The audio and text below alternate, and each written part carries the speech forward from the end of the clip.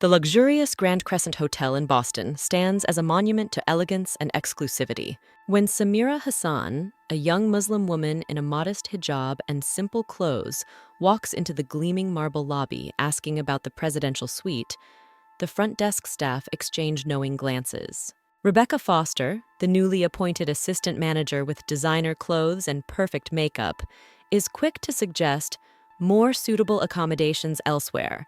The same dismissive treatment Samira has faced countless times in America simply for being visibly Muslim. What follows will shake the Grand Crescent to its very foundations, forcing Rebecca to confront her prejudices as long-buried secrets emerge from the hotel's shadowy past.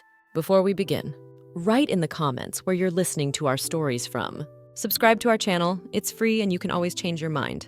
Enjoy the story. Chapter 1. Diamonds and Dust.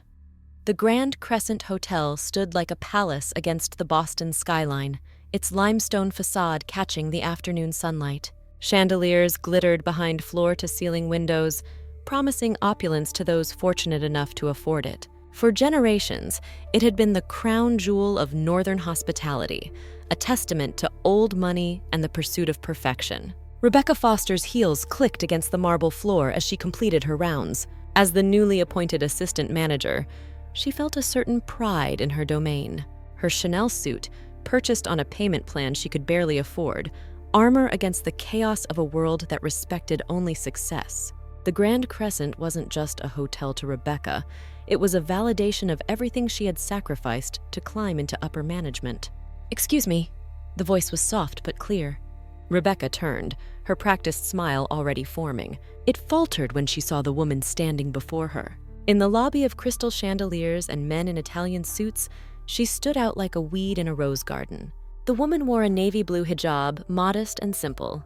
Her clothes, a loose-fitting blouse and long skirt, were clean, but far from the designer labels that usually walked through these doors. No jewelry adorned her wrists or neck, and her only accessory was a worn leather messenger bag slung across her body. "Welcome to the Grand Crescent. How may I assist you?" Rebecca's voice shifted, unconsciously adopting the tone she reserved for tourists who had wandered in to take photos of the famous lobby.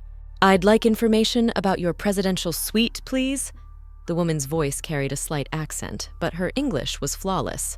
She looked to be in her early 30s, with intelligent eyes that noticed everything. Rebecca exchanged a glance with Thomas, the front desk manager. His raised eyebrow mirrored her own thoughts exactly.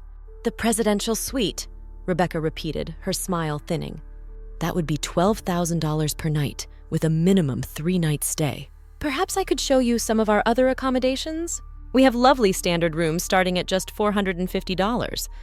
The woman's expression didn't change. "No, thank you. I'm specifically interested in the presidential suite." Thomas stepped forward, a folder in his hands. "The presidential suite is currently under renovation, I'm afraid."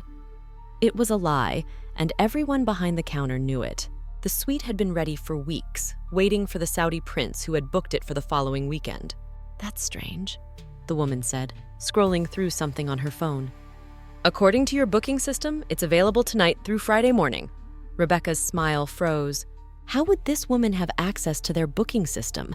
The thought was troubling, but not as troubling as the fact that the stranger was correct. "There must be some mistake," Rebecca said, the chill in her voice dropping another 10 degrees. "The system hasn't been updated to reflect the renovation schedule. Perhaps I could suggest the Four Seasons. They have excellent accommodations more suited to various budgets." Several guests in the lobby glanced over, a couple exchanging uncomfortable looks. Among them, an older gentleman in an expensive suit frowned slightly before returning to his newspaper. The woman in the hijab seemed unperturbed. "I understand. And who would I speak to about the Platinum Club membership?" "I was told it offers certain privileges." Thomas and Rebecca exchanged another look. The Platinum Club was the hotel's most exclusive program, invitation only, for guests who regularly booked premium suites and spent lavishly during their stays.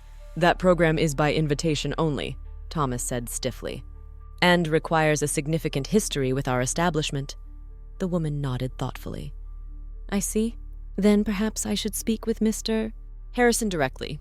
"Is he available?" The mention of Alexander Harrison, the hotel's general manager, made Rebecca's back straighten. "Mr. Harrison is extremely busy. If you'd like to leave your name, I could see about scheduling something. Though I should warn you, his calendar is quite full for the next several weeks."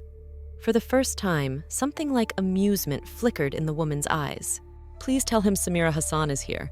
I believe he'll make time." Rebecca hesitated.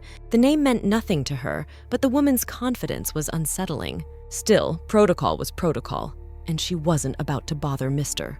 Harrison for someone who clearly didn't belong in this hotel. "I'll see if his assistant is available," Rebecca said, picking up the house phone and dialing a number. She spoke quietly into the receiver, her eyes never leaving Samira. A moment later, she replaced the handset with a smug smile. "I'm afraid, Mr. Harrison is in meetings all afternoon. His assistant suggested you email for an appointment. Now, is there anything else I can help you with today?" The challenge in her voice was unmistakable. The message clear: you don't belong here. Samira reached into her bag and pulled out a business card, sliding it across the counter. "Please give him this and tell him I'll wait in the lobby. I'm sure he'll want to speak with me." Rebecca took the card between manicured fingers, ready to dismiss the woman once and for all. Then she read it. "Samira Hassan, CEO Citadel Technology Group, revolutionizing tomorrow today." Rebecca's blood ran cold. Citadel was one of the fastest-growing tech companies in the country, recently valued at over $40 billion. Their groundbreaking security software was used by governments and corporations worldwide. And unless Rebecca was mistaken, there had been rumors about Citadel acquiring luxury landmark hotels, the parent company of the Grand Crescent. But this couldn't be the same person. The Samira Hassan who ran Citadel would be dressed in designer clothes, dripping with success. She would command attention the moment she entered a room. She wouldn't be standing here in a simple hijab being treated like an unwelcome solicitor, would she? Rebecca swallowed hard. "One moment, please." She disappeared into the back office, leaving Samira standing at the counter with Thomas, who was suddenly looking very uncomfortable. Inside the office, Rebecca dialed Mr. Harrison's private line with shaking fingers. "I told you no interruptions, Rebecca," came the irritated voice of her boss. "Sir, there's a woman here claiming to be Samira Hassan from Citadel Technology." A beat of silence. "What does she look like?" Harrison asked, his voice suddenly tense. Mid-30s, Middle Eastern, wearing a hijab. Very plain clothes, nothing designer. "Is she— Damn it, Rebecca, that's her!" "The deal closed yesterday. Citadel acquired us. She's our new owner. Get her comfortable and don't let her leave." "I'll be right down." The line went dead, leaving Rebecca staring at the phone in horror. When she emerged from the office, her face was pale beneath her makeup. "Miss Hassan, I deeply apologize for the misunderstanding. Mr. Harrison will be with you momentarily. Would you like to wait in our private lounge? Perhaps some tea or coffee?" Thomas was looking at her with confusion, but Rebecca's panicked expression told him something was very wrong. Samira smiled slightly. "The lobby is fine, thank you. But I would like a tour of the presidential suite if it's no longer under renovation." The words hung in the air between them, a gentle but unmistakable rebuke. "Of course," Rebecca managed. "I'd be happy to show you personally." As they walked toward the elevators, Rebecca frantically tried to process what was happening. The woman in the simple clothes and worn bag was now her boss. The same woman she had tried to redirect to a cheaper hotel now owned the entire chain. Rebecca felt sick. Inside the elevator, Samira broke the uncomfortable silence. The Grand Crescent has a remarkable history. Built in 1903, survived the Depression, hosted presidents and royalty. It's a true American landmark. Rebecca nodded, surprised. "You've researched our hotel." "I research all my investments thoroughly," Samira replied as the elevator doors opened to the top floor. "I believe in understanding the value of things beyond their surface appearance. Don't you agree, Miss Foster?" The question hung in the air, pointed as a knife. Rebecca had no answer. As they walked down the hallway toward the presidential suite, Alexander Harrison burst from the stairwell, slightly out of breath. In his early 60s, with silver hair and a tailored suit, he projected authority and old-world charm. "Miss Hassan! What a pleasure to finally meet you in person." He extended his hand, his smile broad and genuine. "I apologize for not being available immediately. Had I known you were visiting today, it was an unscheduled visit, Mr. Harrison," Samira said, shaking his hand firmly. "I prefer to see things as they truly are, not as they're prepared for my inspection." Harrison's smile faltered slightly. Of course. Very sensible. I see you're touring the presidential suite? Yes, miss? Foster has been most accommodating. After initially informing me it was under renovation, Harrison's eyes darted to Rebecca, who looked like she wanted the floor to swallow her whole. A misunderstanding, I'm sure, he said smoothly. Rebecca is new to her position. Honesty and equal treatment of all guests are values I hold dear, Mr. Harrison, Samira said quietly. Regardless of how they're dressed or where they appear to come from. The rebuke was gentle but unmistakable. Harrison nodded, his expression serious. Absolutely, miss. Hassan, I assure you that's not how we train our staff. Rebecca fumbled with the keycard, finally opening the door to the presidential suite. The space beyond was spectacular. 3,000 square feet of luxury, with floor-to-ceiling windows overlooking Boston Harbor, marble surfaces, antique furniture, and modern amenities seamlessly integrated. But as Samira stepped inside, Rebecca couldn't help wondering what else she had missed by judging this woman on her appearance. What other doors had she closed through her own prejudice? And as Samira moved through the suite with knowing eyes, examining details and asking pointed questions about operations and finances, Rebecca realized she was witnessing something remarkable. Power that didn't need to announce itself. Success that didn't require validation through displays of wealth. The suite is acceptable, Samira said finally. Now, shall we discuss the staffing issues on the third floor, Mr. Harrison? And perhaps the reason why your turnover rate is 40% higher than industry standard? Harrison's face paled. How did you… As I said, I researched my investments thoroughly. Samira turned to Rebecca. Miss Foster, please have the executive team assembled in the conference room in 30 minutes. You'll join us as well. It wasn't a request. As Samira and Harrison left the suite, Rebecca remained frozen in place, wondering how completely her world had just changed, and whether she would still have a job by the end of the day. What she didn't see was Samira pausing in the hallway, a subtle tremor in her hands as she reached for her phone. Nor did she hear the quiet words Samira spoke into it before continuing toward the elevator. It's done. I'm in. Chapter 2. Veiled Motives. The conference room of the Grand Crescent Hotel was designed to impress. Mahogany paneling lined the walls, original artwork hung in gilded frames, and the oval table gleamed under recessed lighting. It was a room where million-dollar deals were closed and careers were made or broken. Today, it felt like a courtroom to Rebecca Foster. She sat stiffly in her chair, watching as the hotel's executive team filed in. Everyone wore expressions of confusion mixed with anxiety. Word had spread quickly about their new owner's surprise visit, and even faster about how she had been treated in the lobby. Gregory Phillips, the hotel's finance director, leaned toward Rebecca. Is it true? Did you really try to send her to the Four Seasons?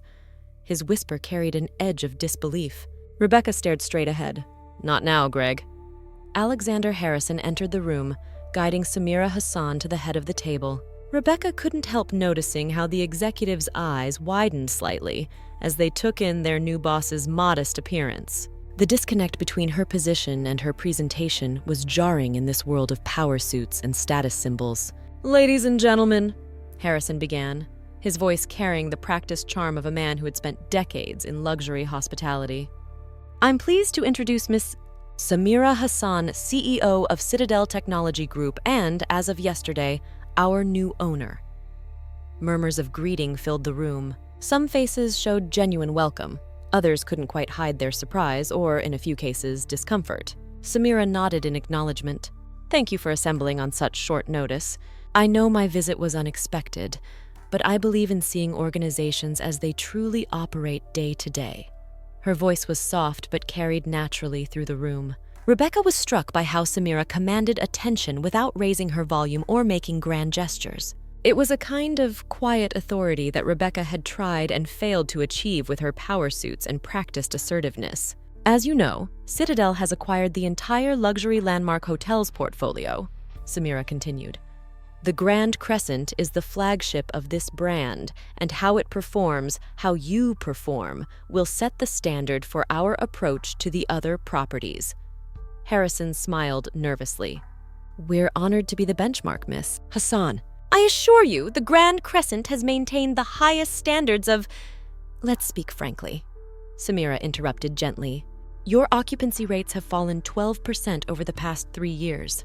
Your staff turnover is nearly double the industry average. Customer satisfaction scores have declined for 8 consecutive quarters. And your sustainability initiatives are virtually non-existent compared to your competitors.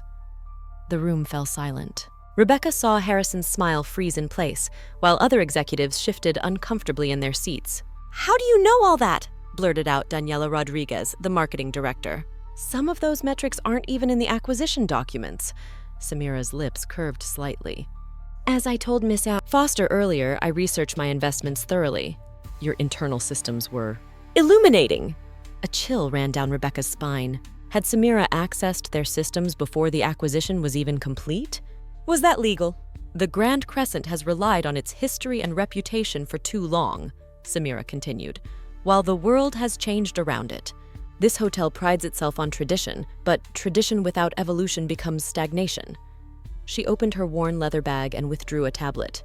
A few taps later, and the screen on the conference room wall came to life, displaying graphs and charts that made several executives wince. "Your competitors have embraced sustainability, technology integration, and diverse cultural experiences. Meanwhile, the Grand Crescent continues to cater to an aging demographic while ignoring emerging markets." Harrison cleared his throat. "Our clientele has certain expectations, Miss Hassan. The Grand Crescent represents a particular tradition of luxury that—" "A tradition of exclusivity, you mean?" Samira's voice remained gentle, but her words landed like stones. "I experienced that tradition firsthand today, Mr. Harrison." Rebecca felt every eye in the room turn briefly toward her. Her cheeks burned. "Which brings me to my first priority," Samira continued. "Culture. The soul of any organization is its culture, how it treats employees, customers, and the community. Based on what I've observed, the Grand Crescent's culture needs significant transformation." She tapped her tablet again, bringing up a new slide showing employee reviews from job sites. Anonymous comments described a toxic work environment, discrimination, and management that valued appearance over substance. "Hospitality means welcoming all with equal respect and dignity," Samira said. "When your staff feels unwelcome or unvalued, how can they possibly create a welcoming environment for guests?" The faces around the table had grown solemn. Even Harrison seemed to have lost his practiced charm. "What exactly are you proposing, Miss Hassan?" asked Eliza Winters, the Human Resources Director, her voice wary. Samira set down her tablet and looked around the table. "A complete cultural reset. New training programs focused on inclusive excellence. Revised hiring practices to promote diversity at all levels. Employee welfare initiatives including fair wages, family leave, and career development. And a zero-tolerance policy for discriminatory behavior, regardless of a guest's spending potential." The last comment hung in the air like a thundercloud.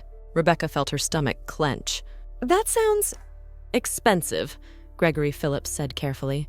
"It is," Samira agreed, "as is the cost of doing nothing. The Grand Crescent loses millions each year in potential revenue due to its narrow appeal and high turnover. More importantly, it fails to fulfill its purpose to provide exceptional hospitality to all who can afford its services, not just those who look the part." The meeting continued for another hour, with Samira outlining her vision for the hotel's future. What struck Rebecca was how thoroughly prepared Samira was. She knew details about their operations that even some of the executives weren't aware of. And despite the clear criticism of their current approach, her proposals were thoughtful and specific, not merely idealistic. As the meeting drew to a close, Samira made one final announcement. "I'll be staying at the hotel for the next 2 weeks to oversee the initial transition phase. I've asked Miss Foster to be my liaison during this time." Rebecca's head snapped up in surprise. After the lobby incident, she had been sure she would be fired by day's end. "Miss Foster demonstrated something valuable today," Samira continued, her eyes meeting Rebecca's across the table. "She showed me exactly where the problems lie in this organization. Sometimes we need to see our weaknesses clearly before we can address them." The executives filed out of the conference room, leaving Rebecca alone with Samira and Harrison. The general manager looked exhausted, the confidence drained from his posture. "Mr. Harrison, I'd like a word with Miss Foster privately," Samira said. "We'll continue our discussion tomorrow morning." Harrison nodded, shooting Rebecca a look she couldn't quite interpret before leaving the room. Alone with Samira, Rebecca found herself unable to meet the other woman's eyes. "Miss Hassan, about what happened in the lobby. I want to apologize. My behavior was unprofessional and inexcusable." Samira studied her for a moment. "Why did you do it, miss?" "Foster, what did you see when I walked into your hotel?" Rebecca opened her mouth to offer a polished excuse, then closed it. The question deserved honesty. "I saw someone who didn't fit my idea of what a Grand Crescent guest should look like," she admitted, her voice barely above a whisper. "I made assumptions based on your clothes, your hijab. I thought you couldn't afford to be here."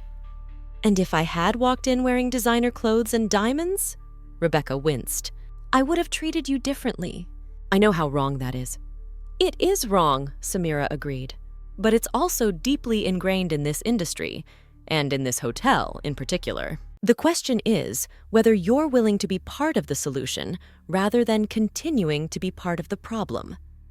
Rebecca finally looked up, meeting Samira's gaze. "Why me? After how I treated you, why would you want me involved at all?" A small smile touched Samira's lips. "Because you were honest just now. Because despite your mistake, Mr. Harrison speaks highly of your capabilities. And because sometimes those who have demonstrated the problem most clearly can become the most effective champions for change." She stood, gathering her tablet and bag. "I'll need a room prepared, miss. Foster. Nothing extravagant, a standard suite will do. And I'd like a complete tour of the hotel tomorrow morning, including the back-of-house areas where guests don't typically go. I want to speak with employees at all levels." Rebecca nodded, still processing the unexpected reprieve. "Of course. I'll make all the arrangements." "One more thing," Samira added, pausing at the door. "I'd like you to join me for dinner tonight. There's a small Lebanese restaurant 3 blocks from here. Beirut Garden." "Do you know it?" Rebecca shook her head. Despite working at the hotel for years, she had never ventured into the more diverse neighborhoods nearby. 8 o'clock, Samira said. "Casual attire. I think you and I should get to know each other better, miss. Foster, if we're going to work together."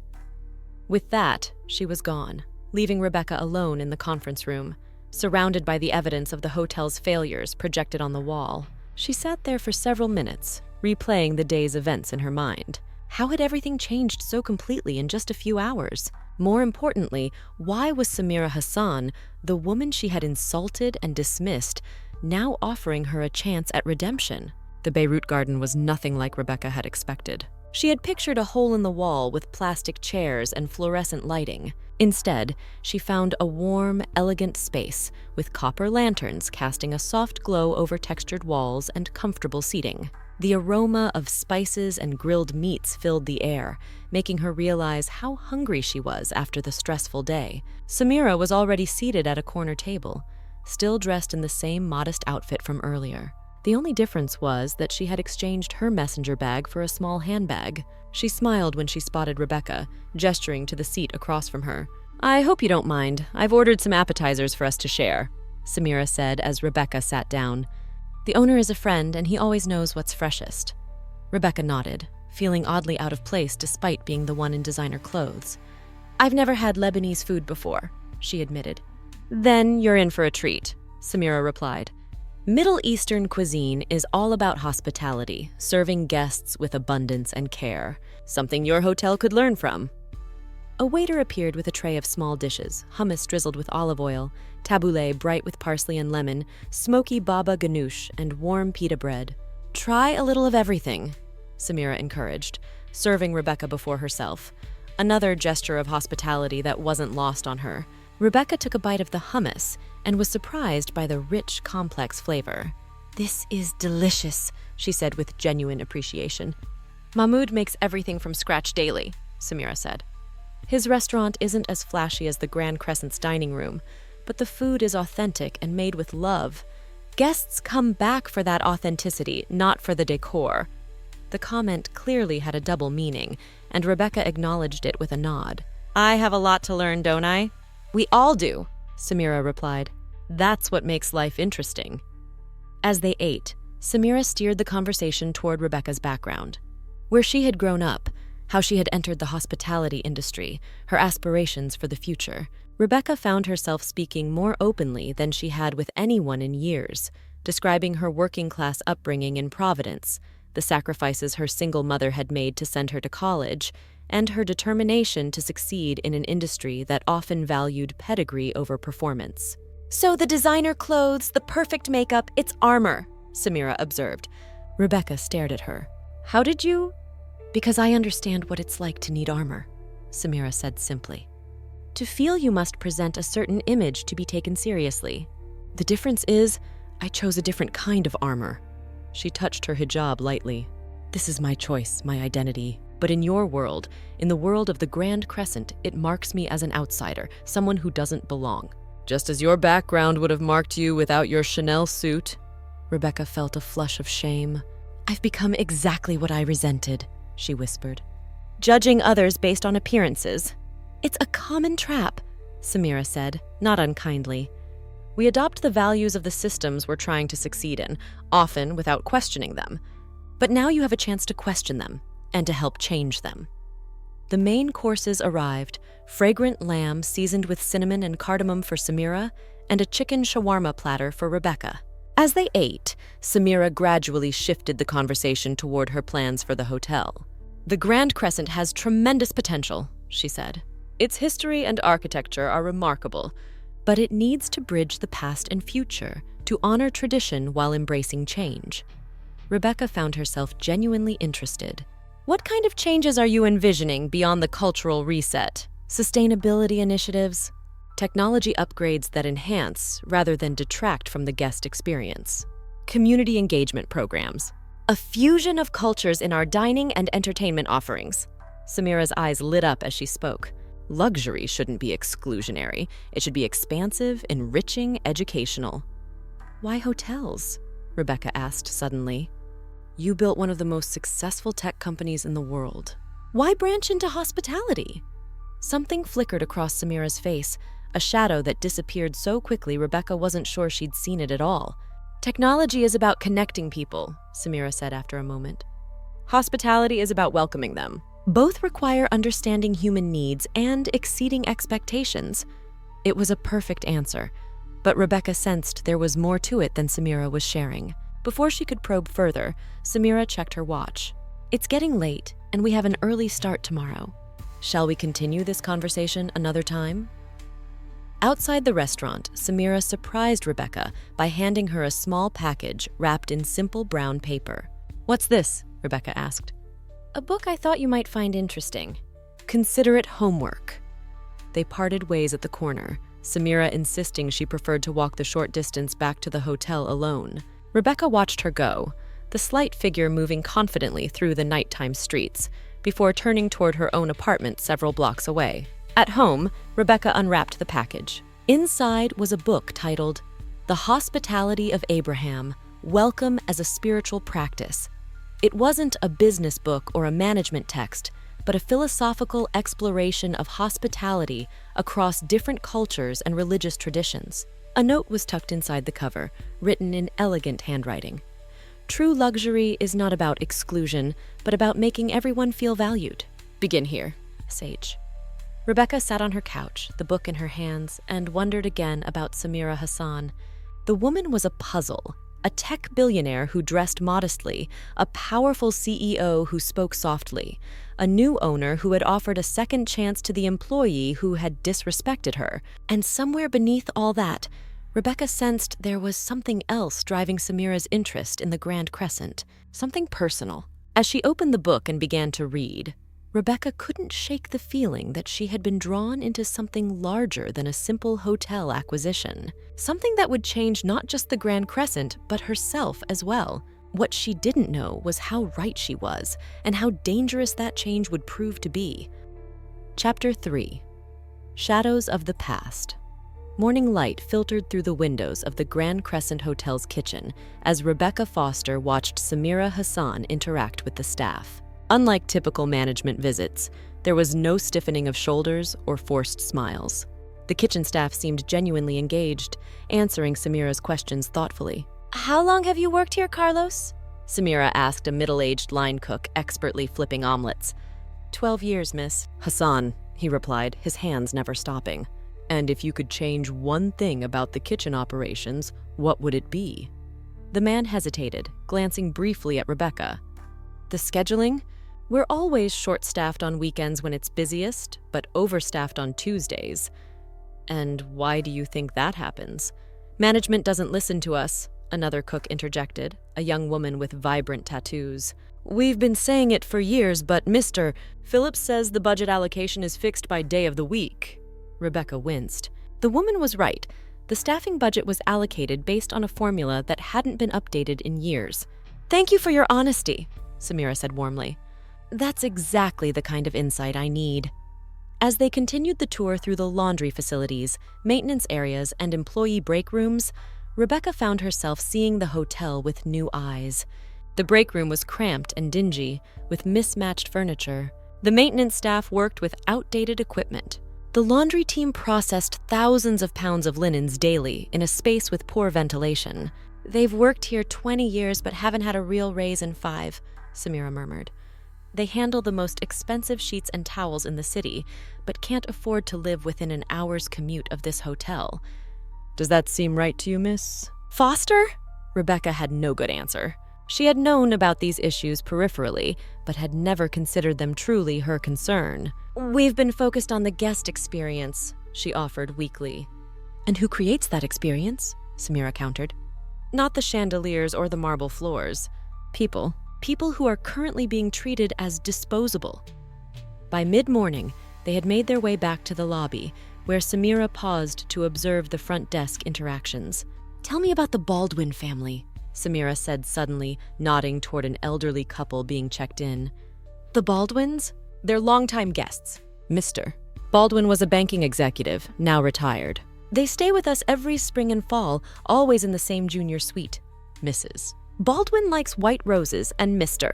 Baldwin reads the Wall Street Journal with his coffee. They celebrate their anniversary with dinner in our restaurant. And what about Margarita? Samira asked, gesturing toward a young woman pushing a housekeeping cart. Rebecca hesitated. She's on the housekeeping staff? Her name is Margarita Diaz. 7 years here. 2 children, ages 10 and 12. Her husband was deported 3 years ago, leaving her as the sole provider. Works 2 jobs to make ends meet. Has never missed a day, not even when she had pneumonia last winter. Cleans 22 rooms per day, including the Baldwin suite. Rebecca stared at Samira, speechless.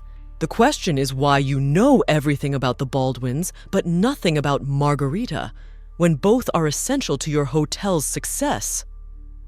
The words stung, but Rebecca couldn't deny their truth. I'm beginning to understand your point, she admitted. Good. I have a video conference at 11. After that, I'd like to review the renovation plans for the North Wing. Meet me in my suite at 1 o'clock.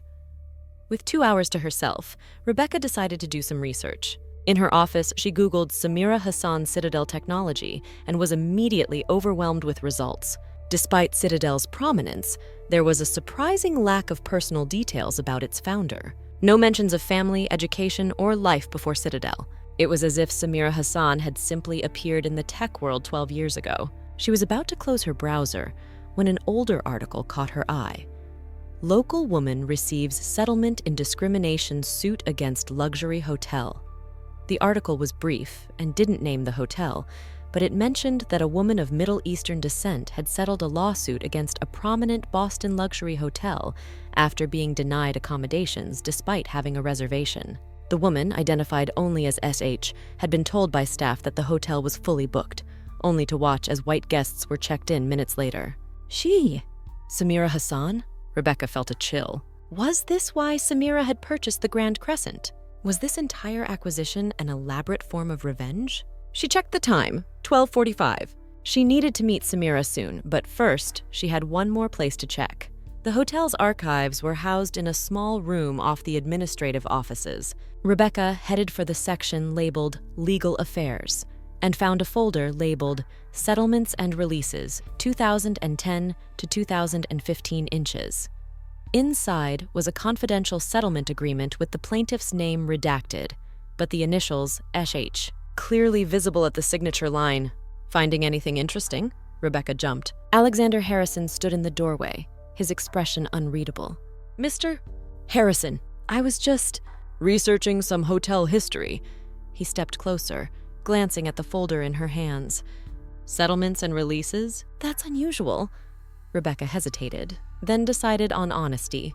I found an article about a discrimination lawsuit against a luxury Boston hotel 15 years ago. The plaintiff had the initials SH. Harrison's face remained impassive, but Rebecca noticed a slight tightening around his eyes. And you think it might be our new owner? Is it her? Was Samira Hassan discriminated against at the Grand Crescent? Harrison sighed, suddenly looking every one of his 60-plus years. It was before my time as GM. I was the rooms division director then. But yes, it was her. What happened? She had a reservation for a week's stay, paid in advance. When she arrived, the front desk manager, Vincent Doyle, took one look at her hijab and decided she didn't belong here. Told her there was a problem with her reservation, that we were overbooked. While continuing to check in other guests, Rebecca finished, feeling sick. Yes, she knew exactly what was happening. Asked to speak to a manager. When that didn't work, she left quietly. The next day, her lawyer contacted the hotel. The ownership wanted to fight it, but our legal team advised settlement. They said we'd lose badly if it went to court. And now she owns the hotel, Rebecca murmured. Ironic, isn't it? Harrison's smile was bitter. The woman we turned away now holds all our futures in her hands. Do you think that's why she bought the Grand Crescent? Revenge? Harrison considered this. I've been asking myself the same question. But her business decisions seem sound. The changes she's proposing make strategic sense. If revenge were her only motive, there are easier ways to destroy a hotel than spending billions to acquire it. Rebecca thought of the thoughtful way Samira had interacted with the staff that morning. You're right. It seems more complicated than that. Harrison nodded. My advice? Don't mention that you know about the lawsuit. If she wants to discuss it, she will. Focus on the future, not the past. Samira's suite was modest by the Grand Crescent's standards. When Rebecca arrived, Samira was seated at the desk, typing rapidly on a laptop with architectural drawings spread across the coffee table. Right on time, miss. Foster, Samira said.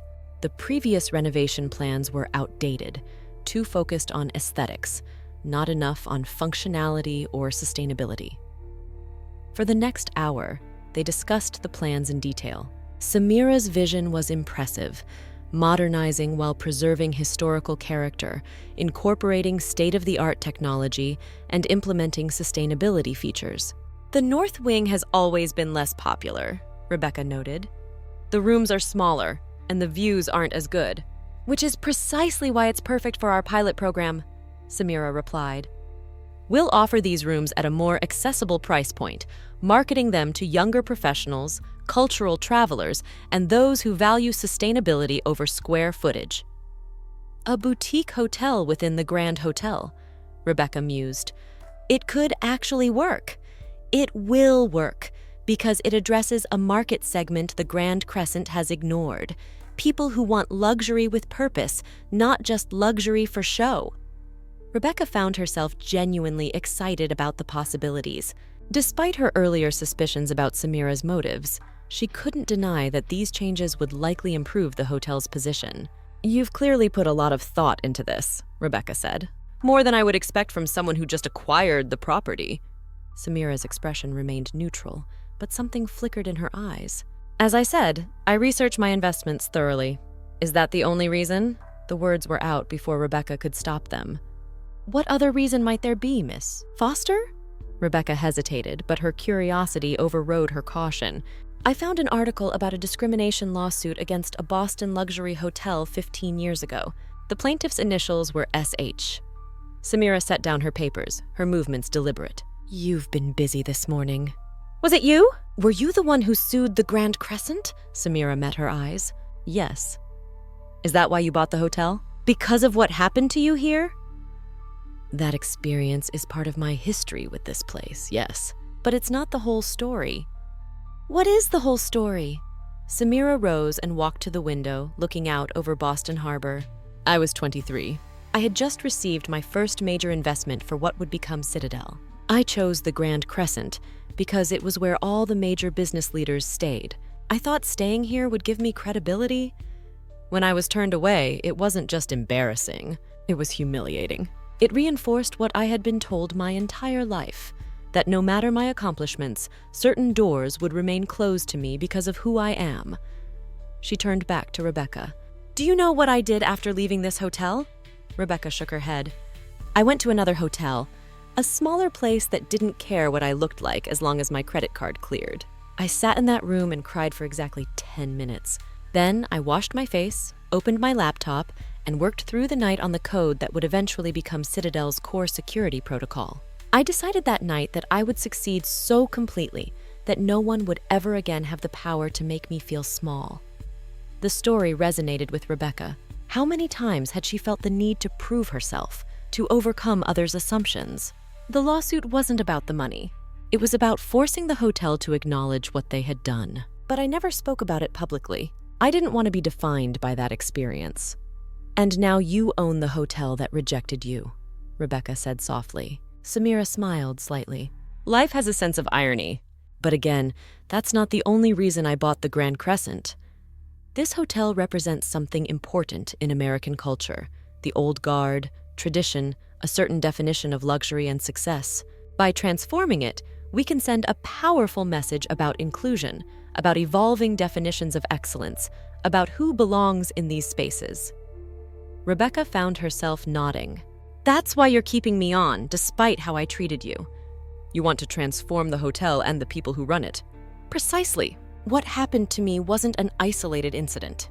It was a symptom of a culture, the same culture that led you to try to send me to another hotel. I could fire everyone and start fresh, but that wouldn't address the root problem. Real change requires conversion, not just conquest." Before Rebecca could respond, Samira's phone chimed. "I need to take this. We'll continue tomorrow. In the meantime, prepare a brief for the executive team on the renovation plans." Just like that, the moment of personal revelation was over. As Rebecca left the suite, she heard Samira answer the call in a language she didn't recognize, Arabic perhaps, or Farsi. In the elevator, Rebecca reflected on Samira's story. The young entrepreneur turned away because of prejudice, who had transformed that humiliation into determination, who had succeeded beyond anyone's imagination, who had returned to the scene of her rejection, not for revenge, but for transformation. It was inspiring. Almost too perfect. A small doubt began to form in Rebecca's mind. Samira's story explained her interest in the hotel and her focus on cultural change, but it didn't explain her detailed knowledge of the hotel's operations, the staff, or the specific problems that had developed over the years. It didn't explain why Samira had called Margarita Diaz by name or known about her family situation. There was still something Samira wasn't telling her, something beyond the discrimination lawsuit. Something that connected her to the Grand Crescent in a deeper way. But what?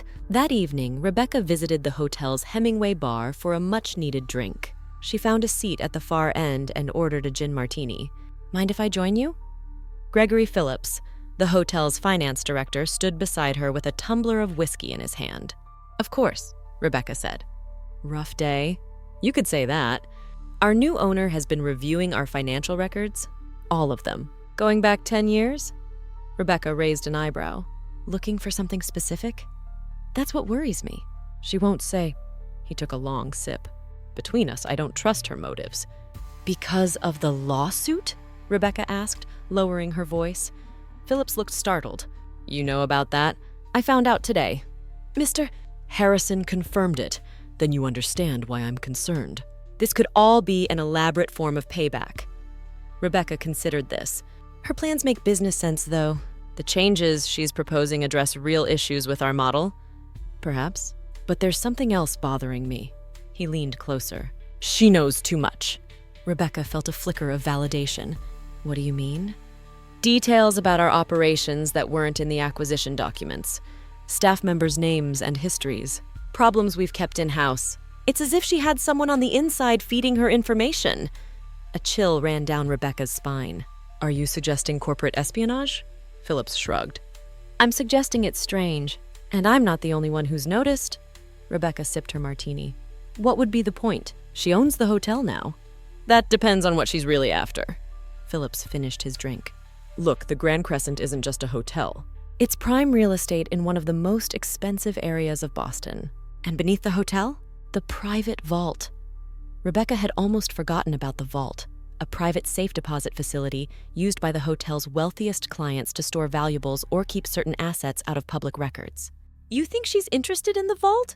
The idea seemed far-fetched. She's a billionaire, Greg. I doubt she's plotting a heist. Phillips gave her a patronizing look. I'm not suggesting she wants to steal from it, but the vault contains more than jewelry and cash. It holds documents, records, secrets that certain people might pay a great deal to access or to keep hidden. Rebecca remembered how Samira had paused at the vault entrance that morning, asking detailed questions about security protocols. Have you mentioned your concerns to Mr. Harrison? She asked. Of course, but he's in a difficult position. The acquisition is complete. All we can do now is watch closely and protect our interests. Phillips gave her a significant look. And since you're working so closely with Miss Hassan, perhaps you're in the best position to do that. Rebecca understood immediately. You want me to spy on her? I want you to keep your eyes and ears open. He pulled out a business card and slid it across the bar. If you notice anything unusual, anything at all, call me. Day or night. With that, he moved to a table where other executives were gathering, leaving Rebecca with his unsettling request. She stared at the business card, turning it over in her fingers. Was Phillips paranoid, or was there something to his concerns? Was Samira truly focused on transforming the Grand Crescent, or was there another agenda altogether? And if there was, where did her loyalties lie? As she finished her martini, Rebecca couldn't shake the feeling that she was being drawn into a game whose rules she didn't understand. A game where everyone, including herself, might be both player and pawn. Outside the bar windows, darkness had fallen over Boston Harbor. Lights from boats and buildings reflected on the water's surface, beautiful but distorted. Just like the truth about Samira Hassan and her true connection to the Grand Crescent Hotel. Enjoying our stories? Don't forget to hit that Enjoying our subscribe stories? button Don't so you forget won't to miss hit any that of our subscribe upcoming button content. so you won't Now miss let's get back any to of our story. upcoming content. Chapter 4. Now let's get Beneath back to the our surface. Morning dawned gray and rainy, sheets of water obscuring the harbor view from Rebecca's office window. She had arrived early, hoping to organize her thoughts before meeting with Samira. Gregory Phillips's insinuations lingered in her mind, casting a shadow over her growing admiration for the hotel's new owner. Her phone buzzed with a text from an unknown number. Meet me in the basement storage area by the old service tunnels. 7:30 a.m. Come alone. Information about Esch you need to know. Rebecca stared at the message. The basement storage area was one of the oldest parts of the hotel, a labyrinth beneath the main structure. The original service tunnels, now mostly sealed off, had once connected the hotel to the waterfront, allowing for discreet deliveries during Prohibition. Common sense said to delete the message. But curiosity pushed her toward the door. She took the service elevator to the basement. The doors opened onto a dimly lit corridor that smelled of dust and dampness. Exposed pipes ran along the ceiling, and the concrete floor was stained with decades of use. Few guests ever saw this part of the hotel, the unglamorous infrastructure that supported the luxury above. "Hello?" she called, her voice echoing slightly.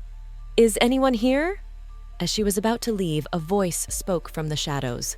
"I miss Foster. Thank you for coming." A figure stepped forward, an older man in a maintenance uniform. It took Rebecca a moment to recognize him. Walter Gaines, the hotel's head of engineering, who had worked at the Grand Crescent for over 30 years. "Walter? You sent that text?" He nodded, glancing nervously over his shoulder. "I didn't know who else to talk to." "Mr. Harrison won't listen, and Mr. Phillips. Well, I don't entirely trust his motivations." Walter led her deeper into the storage area, toward an old wooden door marked "Authorized Personnel Only." Using a key from the large ring attached to his belt, he unlocked it and led her into what appeared to be an old record room. "Few people know this room exists anymore," Walter said. The digital transition happened so fast, everyone forgot about the paper records. But I've always believed in keeping the old ways accessible. Buildings like this have histories that can't be captured in computer files. He moved to a filing cabinet and pulled out a dusty folder. "History is important, Miss Foster, especially when people try to hide it." "Walter, what does this have to do with Samira Hassan?" He opened the folder on a small table, revealing black and white photographs and newspaper clippings yellowed with age. "Before I show you this, I need to know something. Where do your loyalties lie?" With the hotel or with its new owner? Rebecca hesitated. I'm loyal to doing what's right. Walter studied her for a moment, then nodded. Fair enough. Look at this. He pointed to a photograph that appeared to be from the 1980s, showing a staff gathering in the hotel's ballroom. Annual staff photo 1986, Walter explained. I started here that year as a junior maintenance technician. Rebecca scanned the image, not understanding its significance.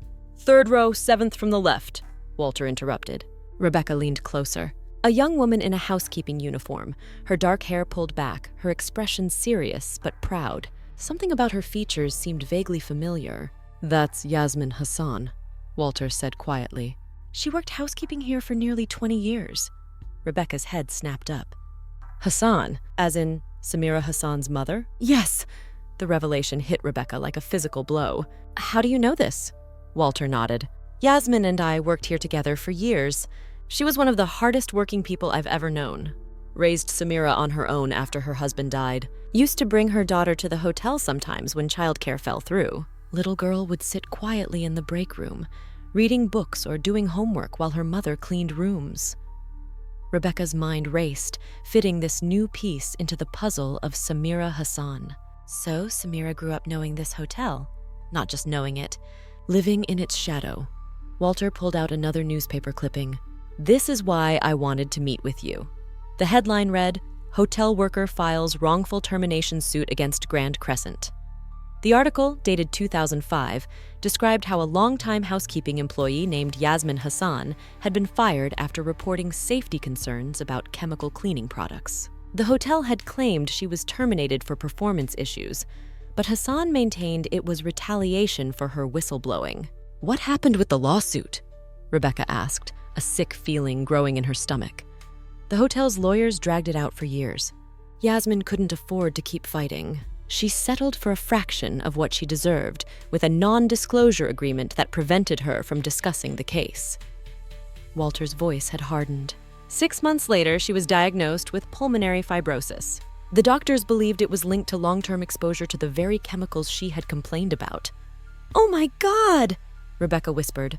She died in 2008. By then, her daughter had already started making a name for herself in technology. But I don't think Samira ever forgot what happened to her mother. Rebecca sat heavily in a nearby chair. So that's why she bought the hotel. Not just because she was turned away as a guest, but because of what happened to her mother. Walter nodded. I believe so. And there's more. He hesitated. The management at that time, before Mr. Harrison took over, they didn't just fire Yasmin. They blacklisted her throughout the industry. A woman in her 50s with no education beyond high school, who spoke English as a second language, she couldn't find work anywhere. She lost her apartment, had to move to a much worse neighborhood. All while fighting both the lawsuit and her deteriorating health. Anger flashed in the old engineer's eyes. I tried to help. Many of us did. But the hotel's management was ruthless. They even threatened those of us who spoke up for her. Rebecca felt physically ill. Does Samira know you're telling me this? Walter shook his head. I haven't spoken to her directly. I wasn't sure she'd remember me. It's been many years, and she was just a child when I knew her. But when I heard she had bought the hotel, he looked Rebecca directly in the eyes. People are worried, miss. Foster, they think she's here to tear down what we've built. But maybe she's here to fix what was broken long ago. Or for revenge, Rebecca said quietly. Would you blame her? After what was done to her mother? After how she herself was treated? Walter carefully returned the documents to the folder. But I don't think that's it. Not entirely. What do you mean? The day after her mother's funeral, Samira came to the hotel. She was still in college then, but you could see the determination in her. She asked to speak with the general manager, Douglas Whitman, who was in charge before Mr. Harrison. She told him that one day she would return, and when she did, she would make things right. Whitman laughed her out of his office, called security to escort her from the premises. Rebecca could easily imagine the scene. A grieving young woman facing the man responsible for her mother's suffering, being treated like an unwelcome intruder. Why are you telling me this now, Walter? The old engineer sighed. Because I don't know where this ends. Revenge can consume a person. I saw what happened to Yasmin, how the fight against this place took everything from her. I don't want to see the same happen to her daughter. He fixed Rebecca with a penetrating stare. And I think you might be able to help guide this toward healing rather than more destruction. Rebecca wasn't so sure. What exactly do you think I can do? Be honest with her. Show her that not everyone at the Grand Crescent is like those who hurt her mother. That change is possible without burning everything to the ground. As they left the old record room, Walter turned to Rebecca one last time. There's one more thing you should know. The vault beneath the hotel? Yasmin discovered something about it shortly before she was fired. She never told me what it was, but she was troubled by it. She had accessed some old records while cleaning the manager's office. Records that weren't meant to be seen by housekeeping staff. Rebecca remembered Phillips's comments about the vault. Do you think that's why Samira is interested in it? Perhaps. All I know is that whatever Yasmin found, it scared her. And very little scared that woman. Walter's expression was grim. Be careful, miss. Foster, there are layers to this hotel's history that few people know about. Layers that powerful people might prefer to keep buried. By the time Rebecca reached the executive offices, she was already 10 minutes late for her meeting with Samira. Her mind was still reeling from Walter's revelations. Samira was in the conference room with Alexander Harrison, reviewing documents. She looked up as Rebecca entered. Miss Foster, we were beginning to wonder if you'd join us. I apologize for my tardiness. There was an issue in the basement that required my attention. Harrison raised an eyebrow but didn't comment. Samira merely nodded and returned to the document before her. We were discussing the staff restructuring, Harrison explained. Miss Hassan has some innovative ideas about compensation and scheduling. From his tone, Rebecca could tell innovative wasn't intended as a compliment. I believe in paying living wages, Samira said calmly, and in staffing levels that don't require employees to work themselves to exhaustion. It's not merely ethical, it's good business. Turnover is expensive. Burnout leads to errors. Disgruntled staff cannot create an excellent guest experience. Harrison's jaw tightened. The Grand Crescent has operated successfully for over a century with our current approach to staffing. Has it? Your occupancy rates suggest otherwise, as do your employee satisfaction scores and turnover statistics. Rebecca found herself studying Samira with new eyes, searching for traces of the child who had once sat quietly in the employee break room, the woman who had watched her mother fight a losing battle against the hotel's management, then lose her health, her home, her life. Perhaps we could review the specific proposals, Rebecca suggested, trying to diffuse the tension. The meeting continued for another hour, with Harrison growing increasingly defensive as Samira dismantled decades of management practices. By the end, his face was flushed, and his usual charm had disappeared entirely. These changes will be implemented beginning next month, Samira concluded. I expect full cooperation from the executive team. Anyone unwilling to embrace this new direction is, of course, free to seek opportunities elsewhere. The implied threat wasn't lost on Harrison. He stood stiffly, nodded once, and left without another word. When the door closed behind him, Samira sighed, a brief crack appearing in her composed facade.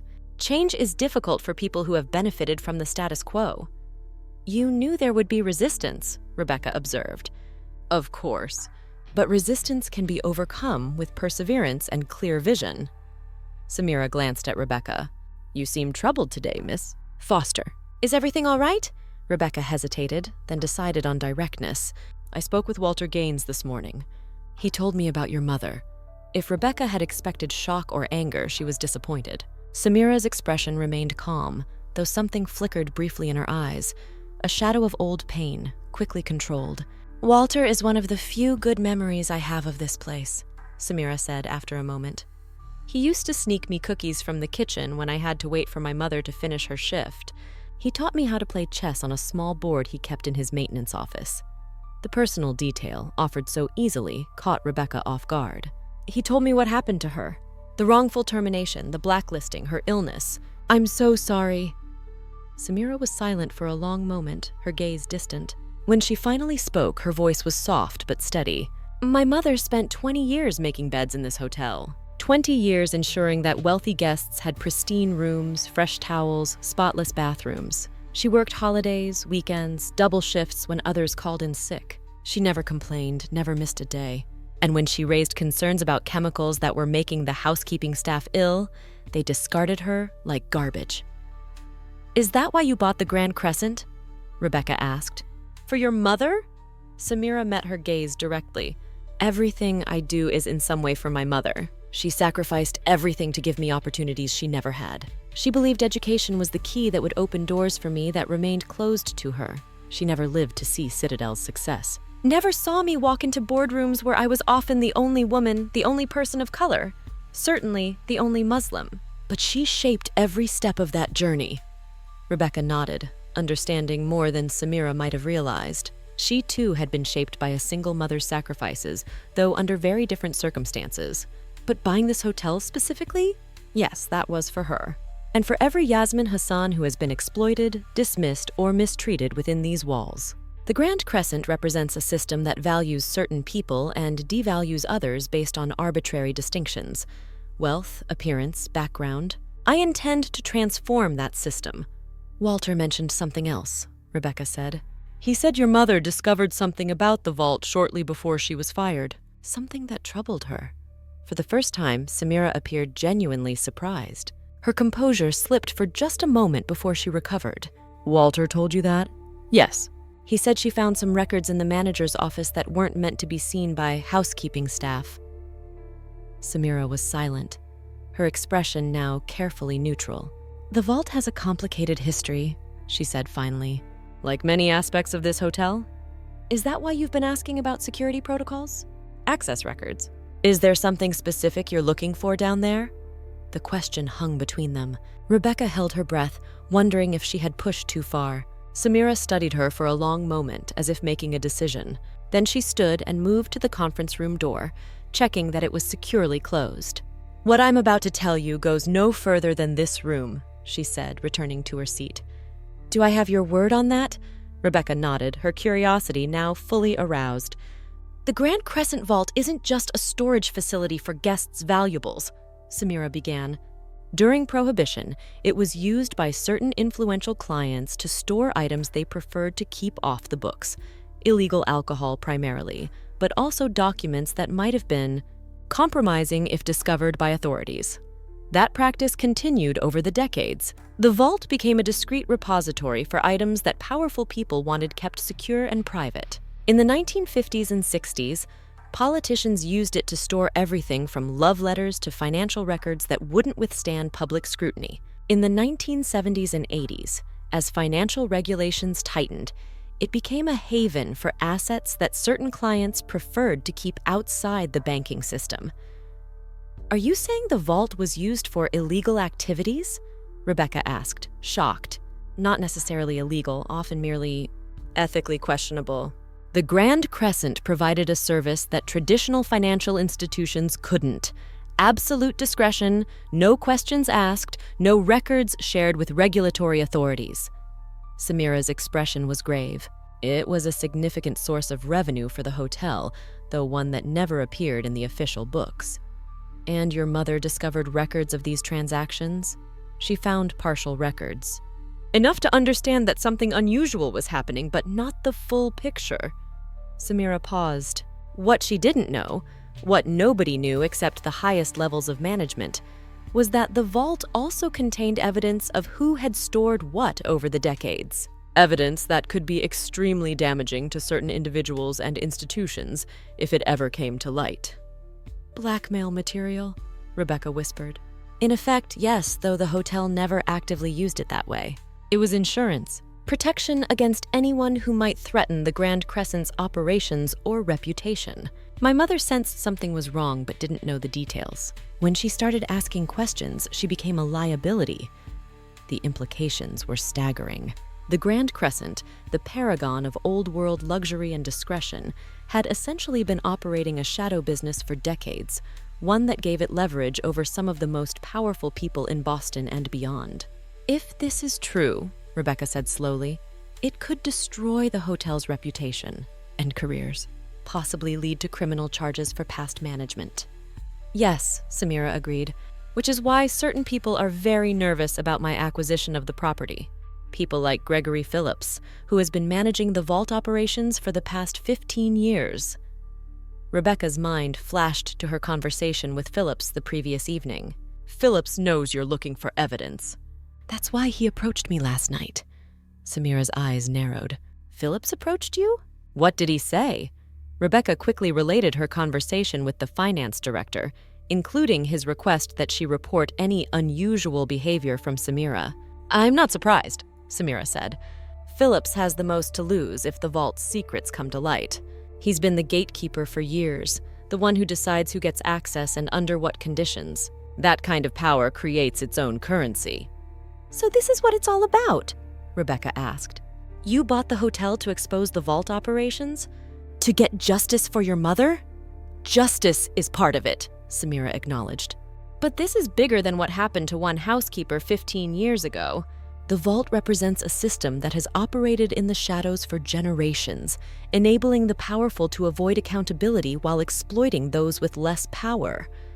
Her eyes met Rebecca's. Sound familiar? It did. It was the same dynamic Samira had described in their first meeting, the culture of exclusion and preferential treatment that Rebecca herself had perpetuated, only on a much larger, more sinister scale. What are you planning to do? Rebecca asked. First, I need to access the complete vault records. Not just the official logs, but the shadow system that tracks the real contents and their owners. Samira leaned forward.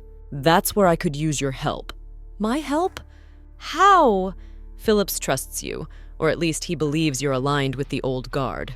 He's already tried to recruit you to spy on me. I want you to let him think he's succeeded. Rebecca stared at her. You want me to double-cross Phillips? Pretend to spy for him while actually working for you? I want you to help me uncover the truth, Samira corrected. About the vault, about what happened to my mother, about the system that has allowed the Grand Crescent to operate by one set of rules for the privileged and another for everyone else. It was an outrageous request. Dangerous, possibly career-ending if it went wrong. And yet, Rebecca found herself strangely tempted. What happens if we find this evidence? She asked. Will you go public with it? Destroy the hotel's reputation? Samira shook her head. My goal isn't to burn down the Grand Crescent. It's to transform it, to bring the operations fully into the light, to create a business that succeeds through genuine excellence rather than exploitation and secrets. She paused. But yes, those responsible for the worst abuses should be held accountable. That includes Phillips and potentially others on the executive team.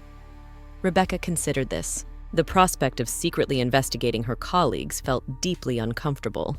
And yet, if what Samira said was true, those same colleagues had been complicit in a system that had harmed countless employees like Yasmin Hassan. I need time to think about this, she said finally. Samira nodded. Of course. This isn't a decision to make lightly. But don't take too long, miss. Foster. Phillips won't wait to make his next move. As Samira reached the door, Rebecca called after her. One more question. The discrimination incident 15 years ago, when you were turned away as a guest, was that connected to your mother's case somehow? Samira paused. The manager who turned me away was Vincent Doyle, the same man who had processed my mother's termination papers 3 years earlier. Her voice was perfectly controlled, but Rebecca could sense the anger beneath it.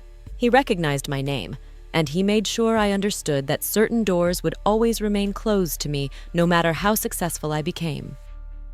The rest of the day passed in a blur, but Rebecca's mind remained fixed on Samira's revelations and her request for help. By evening, she was mentally exhausted, torn between her loyalty to the institution she had served for years and her growing belief that Samira's cause was just. As she prepared to leave for the day, her phone buzzed with a text from an unknown number. Roof garden. 15 minutes. Important information about Ash and the vault. Come alone. Rebecca stared at the message. Another secretive meeting? The number was different, and the style didn't match Walter's straightforward approach. Was it a trap? Phillips trying to determine where her loyalties lay? Or someone else entirely, with yet another piece of the puzzle surrounding Samira Hassan? Despite her misgivings, Rebecca found herself taking the elevator to the top floor. The roof garden was one of the hotel's hidden gems, a small oasis of greenery with panoramic views of Boston Harbor, reserved primarily for VIP guests and private events. At this hour, with no event scheduled, it should have been empty. But as Rebecca stepped out into the cool evening air, she saw a figure standing by the railing, silhouetted against the city lights. Not Phillips, not anyone from the hotel staff that she recognized. As she approached, the figure turned. A woman in her 40s, dressed in an expensive suit, with sharp features and calculating eyes. "I'm Miss Foster," the woman said, extending her hand. "Vanessa Doyle. Thank you for coming." Rebecca shook her hand automatically, her mind racing. Doyle. The same surname as Vincent Doyle, the manager who had turned Samira away. The one who had processed Yasmin Hassan's termination. "I don't believe we've met," Rebecca said cautiously. "We haven't. But I know a great deal about you." Vanessa Doyle's smile didn't reach her eyes. "And about your new employer, Samira Hassan." "What is this about, Miss Doyle?" "Vincent Doyle was my father. He managed this hotel for 20 years before Alexander Harrison. He built its reputation for excellence and discretion." There was pride in her voice, but something else too, a defensive edge. "He died 3 years ago, never knowing that Samira Hassan would one day own the property he had devoted his life to." Rebecca remained silent, sensing there was more to come. "I'm here to warn you, Miss Foster. Samira Hassan didn't buy this hotel as a business investment. She bought it for revenge. Against my father, against the institution that rejected her, against a system she believes wronged her family." Vanessa's voice hardened. "She will destroy everything the Grand Crescent stands for, and she'll use people like you to help her do it. Why tell me this? I know you care about this hotel. I know you've worked hard to reach your position. And I know Hassan has been filling your head with tales about her mother, about the vault, about supposed injustices from the past." Vanessa took a step closer. "But there's another side to that story, one she won't tell you." Despite herself, Rebecca was curious. "What side is that?" Yasmin Hassan wasn't some innocent whistleblower. She was caught stealing from guest rooms, small items at first, then more valuable ones. When confronted, she tried to deflect by raising concerns about cleaning chemicals. My father gave her every opportunity to admit her wrongdoing, but she continued to deny it. He had no choice but to terminate her employment. The accusation hung in the air, so at odds with Walter's account that Rebecca almost laughed. But Vanessa Doyle's expression was deadly serious. "That's not what I've heard," Rebecca said carefully. "Of course it isn't. Samira Hassan has spent years crafting a narrative that paints her mother as a victim and this hotel as the villain." Vanessa reached into her bag and withdrew a folder. "But documents don't lie." She handed the folder to Rebecca. Inside were incident reports, signed statements from guests about missing items, and a termination notice for Yasmin Hassan that cited theft of guest property as the reason for dismissal. The documents looked official, with the Grand Crescent letterhead and appropriate signatures. But something felt wrong. The level of detail in the guest statements, the precision of the accusations, it all seemed too perfect, too convenient. "These could easily be fabricated," Rebecca pointed out. "They're not. But you don't have to take my word for it." Vanessa withdrew a business card from her pocket. "My contact information. When you realize what Samira Hassan is really doing, how she's using you as part of her vendetta, call me. There are people who care deeply about the Grand Crescent's legacy, people with the resources to protect it from those who would destroy it out of personal grievance." Rebecca took the card mechanically, her mind working to process this new version of events. Could Samira have lied about her mother's situation? Created an elaborate story of injustice to justify her acquisition of the hotel? It seemed far-fetched, and yet— "One more thing," Vanessa said, turning to go. "Ask Samira about the fire at Whitman's summer house in 2010. Ask her where she was that night. The answer might surprise you." With that cryptic statement, she walked away, leaving Rebecca alone with a folder full of accusations and more questions than ever. As she stood there trying to make sense of the conflicting narratives, her phone buzzed with a text message. From Samira. "Have you made your decision?" Rebecca stared at the screen, the weight of the moment pressing down on her. Who was telling the truth? Samira, with her story of a devoted mother wrongfully terminated and blacklisted? Walter, with his first-hand account of Yasmin Hassan's struggles? Or Vanessa Doyle, with her documents suggesting a very different reason for Yasmin's dismissal? And what about the vault, with its alleged decades of secrets? Was it truly the repository of powerful people's indiscretions that Samira claimed? Or was that too an exaggeration or even a complete fabrication? As night fell over Boston, Rebecca Foster stood at a crossroads. Her decision would not just determine her own fate, but potentially the fate of the Grand Crescent Hotel and everyone connected to it. And somewhere in the web of conflicting stories and hidden agendas lay the truth, a truth that was proving more elusive with each new revelation. Chapter 5: Truth and Shadows. The storm that had been gathering over Boston Harbor unleashed its fury overnight, battering the Grand Crescent Hotel with sheets of rain and gusts of wind. Rebecca had barely slept, her mind churning with conflicting accounts of Yasmin Hassan's dismissal and the mysterious vault. Dawn broke gray and subdued as Rebecca made her way through the quiet lobby. She had arrived earlier than usual, determined to find some clarity before deciding about Samira's request. In her office, Rebecca spread out the documents Vanessa Doyle had given her, examining them more carefully. The incident reports detailing Yasmin's alleged theft were meticulous, with dates, room numbers, and detailed descriptions of missing items. Everything appeared legitimate, and yet something still felt wrong. If Yasmin Hassan had truly been caught stealing, why hadn't she been reported to the police? Why settle a wrongful termination lawsuit with someone who had committed theft? Rebecca's phone buzzed with a text from Samira. "My office, 9 a.m. "We need to talk." The message was direct, without the usual courtesies. Had Samira somehow learned about Rebecca's meeting with Vanessa Doyle? Before meeting with Samira, she needed more information. If Yasmin Hassan's termination had been documented, there would be a personnel file somewhere in the hotel's records. Those records would contain the official reason for dismissal, performance reviews, any documented incidents. Evidence that couldn't easily be fabricated after the fact. The HR department was located on the 3rd floor. At this hour, it was deserted. Rebecca used her keycard to access the main office, then proceeded to the records room at the back. The folder was thinner than she had expected. Opening it, Rebecca found basic employment documents, tax forms, performance reviews from Yasmin's earlier years. The reviews were consistently positive, describing her as hardworking, reliable, and attentive to detail. There was no mention of any disciplinary actions or concerns about theft. Then, Rebecca came to a gap in the chronology. The file contained documentation up to 2004, then jumped to the termination paperwork from 2005. The performance reviews, incident reports, and other documents that should have covered the final months of Yasmin's employment were missing. "Looking for something specific?" Rebecca startled. Eliza Winters stood in the doorway, her expression coldly professional. The HR director had arrived early. "Eliza, I was just researching some historical staffing patterns." The lie sounded weak even to Rebecca's ears.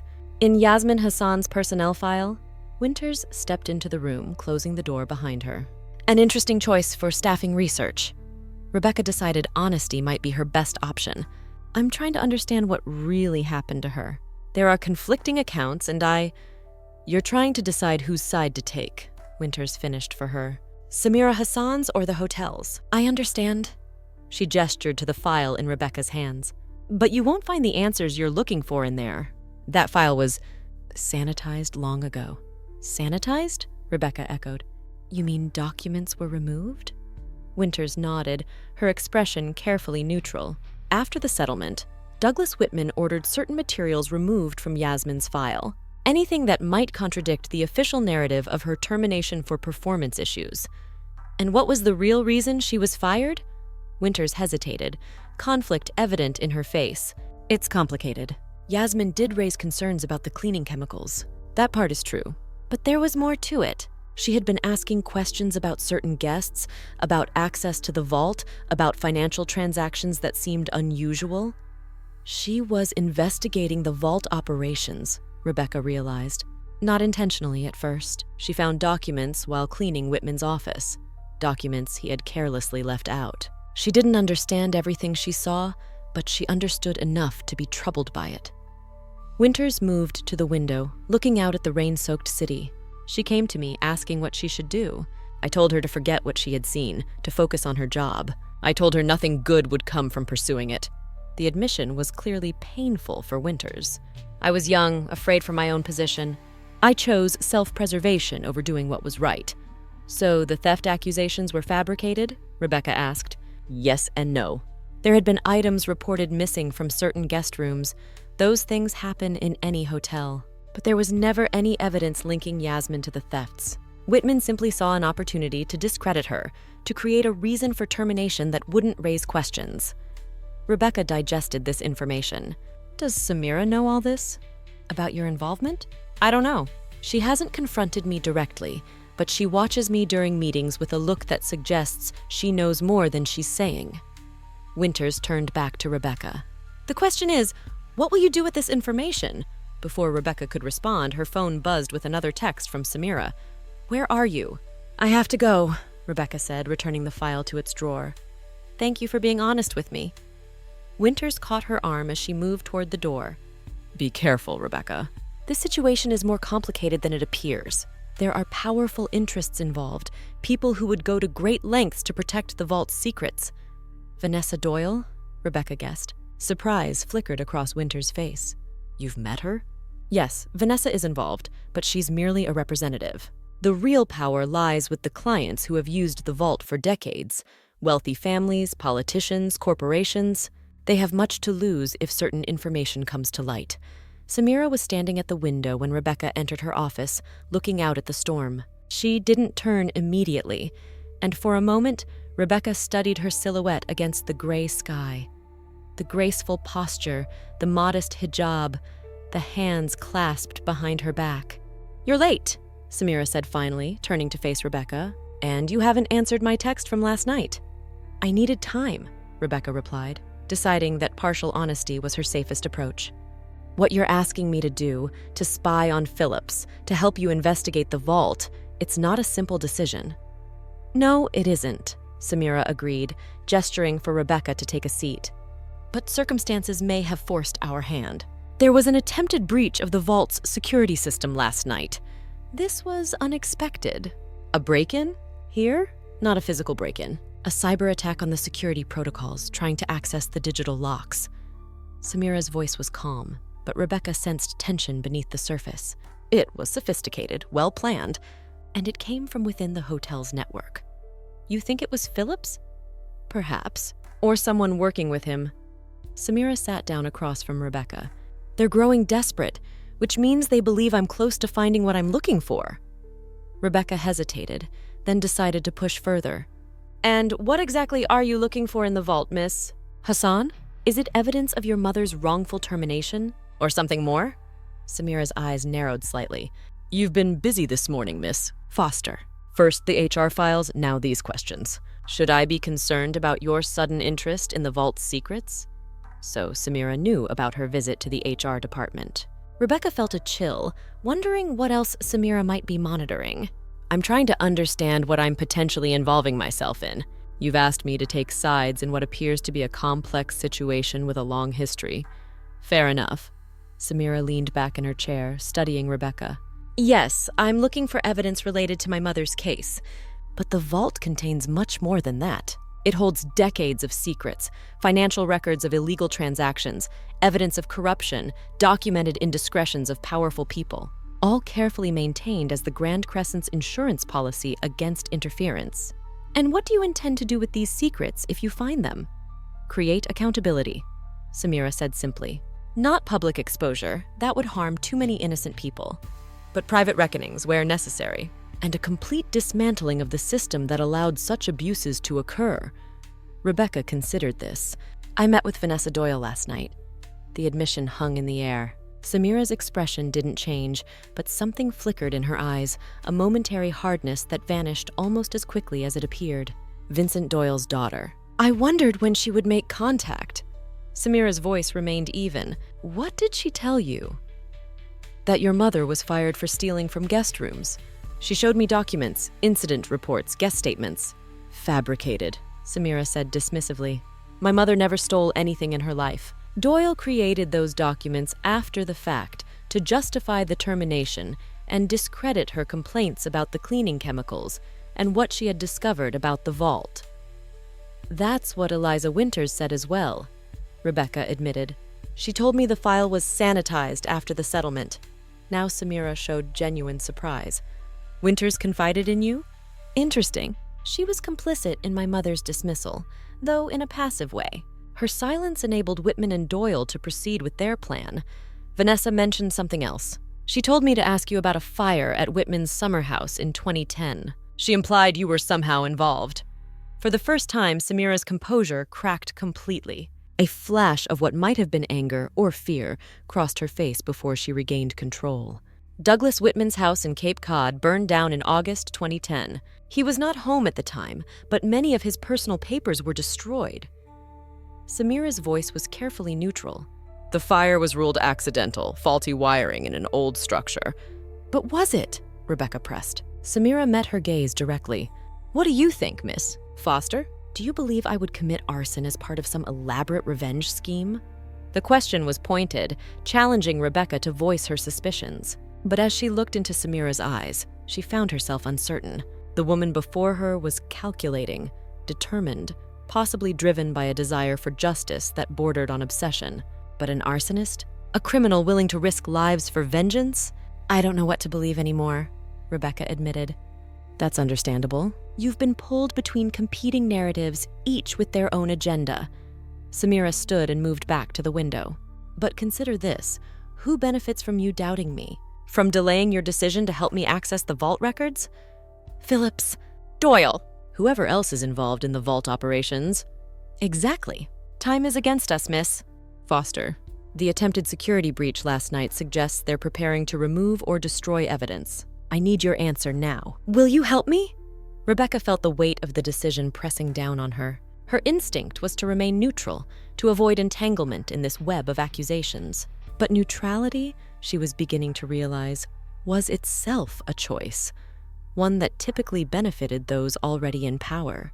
If I help you, Rebecca said finally, I need assurances that innocent people won't be harmed. The hotel employs hundreds of staff who had nothing to do with what happened to your mother or the vault operations. You have my word, Samira replied. My quarrel is not with the rank-and-file employees of the Grand Crescent. In fact, improving their working conditions is a central part of my plan for the hotel's future. Rebecca studied Samira's face, looking for signs of deception. She found none, only the steady gaze of a woman who had spent 15 years preparing for this moment.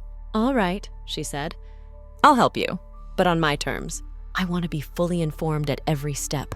No more partial truths. Samira nodded, the ghost of a smile touching her lips. Agreed. We start tonight. The vault's complete records are stored on a separate server, accessible only from Phillips's private office. He's scheduled to attend a charity gala this evening, which gives us a window of opportunity. You want to break into his office? Rebecca asked, alarmed. Not break in. You have legitimate access as assistant manager. And I have legitimate access as the hotel's owner. Samira's smile widened slightly. Nothing illegal about reviewing records in our own property, is there? The plan was audacious, but technically within the boundaries of their authority. Still, Rebecca felt a flutter of anxiety. And once we access these records, what then? Then we'll have the evidence needed to end the vault's shadow operations once and for all, to hold accountable those who profited from secrecy and exploitation. Samira's expression grew serious. And to finally give my mother the justice she deserved. The charity gala was being held at the Boston Museum of Fine Arts, ensuring that Phillips and most of the executive team would be absent until after midnight. Samira had declined her invitation, citing work commitments, while Rebecca hadn't been invited at all. A reminder of her place in the hotel's hierarchy. They met in Samira's suite at 9 o'clock. Samira had changed from her usual modest business attire into black pants and a dark sweater, her hijab replaced by a simple black scarf. Ready? Samira asked, closing her laptop. Rebecca nodded, trying to project more confidence than she felt. Phillip's office is on the executive floor. My key card will give us access, but there may be security cameras. Already taken care of. The cameras on the executive floor are experiencing technical difficulties for the next 2 hours, part of a scheduled system upgrade that I authorized this afternoon. Rebecca raised an eyebrow. You've done this before, haven't you? Breaking into offices? No. Planning meticulously? Always. Samira checked her watch. Let's go. They took the service elevator to avoid the lobby, then made their way through the back corridors to the executive floor. As Samira had promised, the security cameras were offline, their red indicator lights dark. Phillips's office was at the end of the hallway, a corner suite with views of both the harbor and the city. Rebecca's keycard granted them access without difficulty. Inside, the office was immaculate, every surface polished, every item precisely arranged. A large desk dominated the space, with leather guest chairs positioned in front of it. Bookshelves lined one wall, filled with financial texts and hospitality industry references. "Where would he keep the vault records?" Rebecca asked, looking around. "Not in plain sight," Samira replied, moving directly to the desk. "Phillips is nothing if not cautious. The records will be on a separate system, accessible only with specific credentials." She sat in Phillips's chair and turned on his computer. When the login screen appeared, Samira connected a small device to the USB port. Within 30 seconds, the login screen disappeared, replaced by Phillips's desktop. "That's impressive," Rebecca said, unnerved by the ease with which Samira had bypassed the security. "Citadel develops cybersecurity software," Samira reminded her. "We understand vulnerabilities better than most." She navigated through folders and systems with practiced efficiency, eventually accessing a hidden directory that wasn't visible in the standard file explorer. "Here we are," she murmured. "The shadow accounting system for the vault." The screen filled with spreadsheets and databases organized by client name and date. Samira began copying files to an encrypted drive, her expression intent as she worked. Rebecca moved to the bookshelves, scanning the titles absently as she waited. One volume caught her eye, a leather-bound book with no title on the spine. Curious, she pulled it from the shelf. It wasn't a book at all, but a disguised safe. The book opened to reveal a small digital keypad. "Samira," she called softly. "I found something!" Samira joined her, examining the hidden safe with interest. "Clever. Any ideas on the combination?" Rebecca considered what she knew about Phillips. His hiring date, maybe? July 15th, 2005. So July 15th, 05. They tried the combination, but the safe remained locked. "What about the hotel's founding date?" Samira suggested. "Phillips is sentimental about the Grand Crescent's history." Rebecca entered December 3rd, 06, the day in 1903 when the hotel had first opened its doors. The keypad flashed green and the safe clicked open. Inside was a single USB drive, labeled with 2 words, "Insurance policy." "This could be it," Samira said, taking the drive. The backup of the most sensitive vault records. She returned to the computer and inserted the drive. The contents were encrypted, but Samira's device made quick work of the protection, revealing a collection of files organized by client name. "These aren't just financial records," Rebecca said, looking over Samira's shoulder. "There are documents, photographs, correspondence.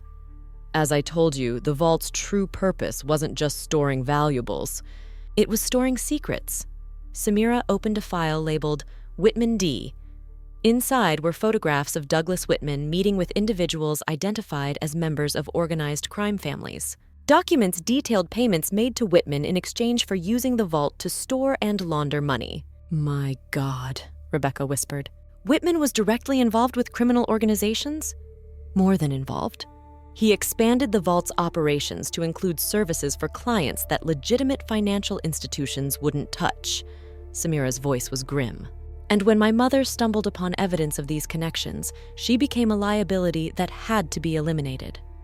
She continued searching through the files, eventually finding one labeled Hassan Y. Inside was a complete record of Yasmin Hassan's termination process, including emails between Whitman and Doyle discussing how to handle the problem. The emails confirmed what Winters had told Rebecca, that the theft accusations had been fabricated, that Yasmin's real offense had been asking too many questions about suspicious activities related to the vault. "They destroyed her life," Rebecca said softly. "Systematically, deliberately. Yes, the single word contained a lifetime of pain and anger, and they were never held accountable." As they continued examining the files, Rebecca came across a name she recognized, Doyle V. Inside were records that made her blood run cold. Vincent Doyle hadn't just been complicit in Yasmin's wrongful termination. He had been one of the key architects of the vault's expansion into quasi-legal and illegal services. The file contained evidence of kickbacks, threats made against employees who asked too many questions, and information used to blackmail clients who threatened to expose the operation. And there was one more document, dated August 2010, a month before the fire at Whitman's summer house. An email from Doyle to Whitman, expressing concern about the Hassan girl and her recent successes in the tech industry. "She's making inquiries about her mother's case again," Doyle had written. "We need to ensure all evidence is secured or eliminated. The last thing we need is someone with resources reopening old wounds." Rebecca turned to Samira. "Did you know about this? That they were monitoring you even before the fire?" Samira's expression was unreadable. "I suspected as much. I had hired a private investigator to look into my mother's case again, once I had the financial means to do so. Apparently they noticed. And the fire at Whitman's house? The timing is suspicious." For a long moment, Samira was silent. When she finally spoke, her voice was quiet but steady. "I had nothing to do with that fire, Rebecca. Not directly." The qualification hung in the air between them. "Not directly." "What does that mean?" Rebecca asked. Before Samira could answer, they heard the sound of the office door opening. They froze, staring at each other in alarm. Phillips wasn't supposed to return until after midnight, but it wasn't Phillips who stepped into the office. It was Thomas, the front desk manager, with Gregory Phillips close behind him. And in Phillips's hand was a gun. Well, Phillips said, his voice cold. "It seems my concerns about our new owner were justified after all." Rebecca's mind raced, trying to process the immediate danger. "Greg, what are you doing? Put that away before someone gets hurt." "Shut up, Rebecca," Phillips snapped. "You've made your choice clear enough. Conspiring with her, breaking into my office, accessing private files." He gestured with the gun. "Both of you, step away from the computer. Now." Samira stood slowly, her expression calm despite the weapon pointed at her. "This is unnecessary, Mr. Phillips. As the owner of this hotel, I have every right to review its records, including those related to the vault operations." "You have no right to destroy decades of carefully managed arrangements," Phillips retorted. "Do you have any idea what will happen if these files become public? How many lives will be ruined? How many careers ended?" "I'm more concerned with the lives already ruined by those carefully managed arrangements," Samira replied, her voice steady. "Like my mother's." Phillips's expression hardened. "Yasmin Hassan was an unfortunate case. She should have minded her own business just as you should have. The vault has served its purpose for generations, providing security and discretion for clients who need it. Yes, there have been excesses. Yes, certain individuals like Whitman and Doyle took things too far. But the fundamental service is valuable and necessary." "Necessary for whom?" Rebecca asked. "For criminals laundering money? For powerful men hiding their indiscretions? For corporations concealing illegal activities?" "The world isn't as black and white as you'd like to believe, Rebecca," Phillips said. "Many of our vault clients are simply protecting legitimate privacy interests in an increasingly intrusive society. But regardless of your moral judgments, this ends now." He turned to Thomas. "Take their phones. Then escort Miss Hassan to the service entrance. Our associates will be waiting to ensure she reaches her next destination safely." Rebecca felt a chill at the implied threat. "What are you planning to do with her?" "Nothing permanent," Phillips assured her. "Miss Hassan will simply be taking an unannounced vacation until certain matters are resolved. Her sudden absence will be attributed to a family emergency." Samira's calm facade never faltered. "You're making a serious mistake, Mr. Phillips, one that will have consequences far beyond what you can imagine." "The mistake was yours, Miss Hassan. You should have been satisfied with your technology empire instead of pursuing a vendetta against this hotel." Phillips gestured with the gun again. "Now step away from the computer, both of you." Rebecca moved slowly, her mind working frantically to find a way out of this situation. Thomas approached to take their phones, looking uncomfortable but determined. As he reached for Samira's phone, she pressed something in her pocket. Instantly, the lights in the office went out, plunging the room into darkness. In the confusion that followed, Rebecca heard a shout, a thud, and what sounded like a struggle. She dropped to the floor, trying to stay out of the line of fire if Phillips panicked and discharged his weapon. The emergency lights came on moments later, casting an eerie glow over the scene. Thomas was on the floor, unconscious.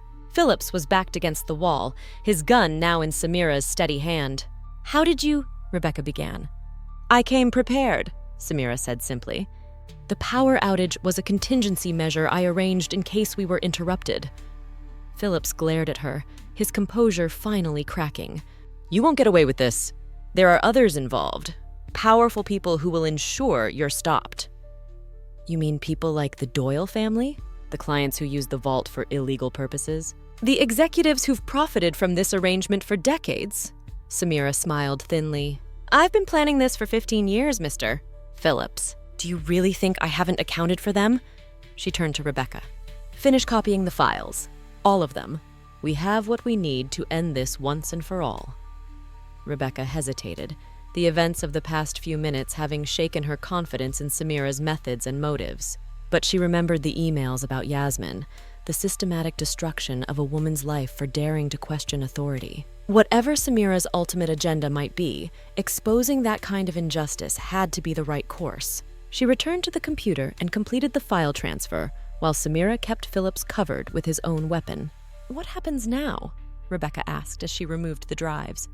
Now we implement the final phase, Samira replied. The complete transformation of the Grand Crescent, beginning with accountability for those who've abused their power. She turned back to Phillips. You have a choice, Mr. Phillips. Cooperate with the coming changes, help us transition the vault to legitimate operations, and you may keep your position. Resist, and I'll ensure that every financial regulator, tax authority, and law enforcement agency receives copies of these files, with your name highlighted in every document. Phillips's face had gone pale. You're bluffing. You'd never release those files. Too many innocent people would be hurt in the process. I wouldn't release all of them, Samira conceded, but enough to ensure your cooperation. And make no mistake, I've prepared for this confrontation for years. There are backup plans, contingency measures, fail-safes you can't possibly anticipate. Something in her voice, a blend of absolute certainty and barely contained rage, seemed to finally penetrate Phillips's arrogance. He slumped against the wall. You've won then, he said bitterly. Just like you planned all along. This isn't about winning, Mr. Phillips. It's about justice. About transformation? Samira's expression softened slightly. The Grand Crescent can become what it pretends to be, a place of genuine excellence and hospitality, not one built on exploitation and secrets. She turned to Rebecca. We should go. Security will be responding to the power outage soon. What about them? Rebecca asked, gesturing to Phillips and the still unconscious Thomas.